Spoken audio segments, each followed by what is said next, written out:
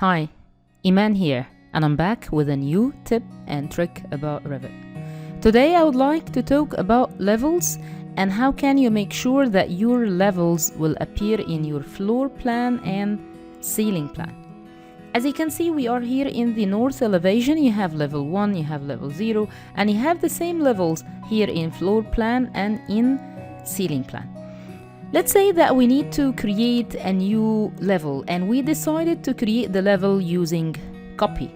So if you pick that level, if you say copy and you pick the level from here up to there, and maybe you would like to make it 4,000 millimeters from here and enter, then go to modify to make sure that you are done, and here we go. We have level 2, but this level didn't appear in any of these two.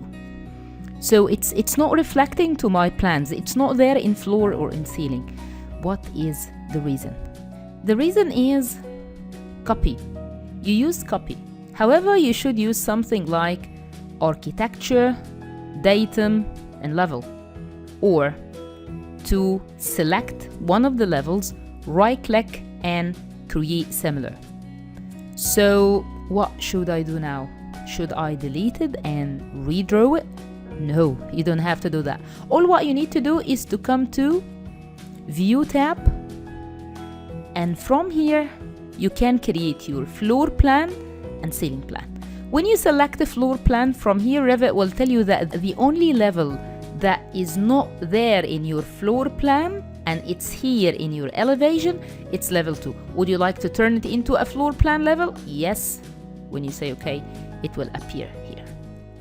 If you come back to here, it's blue.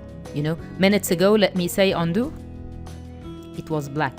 So if you are not selecting your level and your level is black, it means it has no floor plan, no ceiling plan, or both. So if you come to plan, floor plan, yes, I'm happy with level 2 to be in my floor plans. When you say OK, here we go.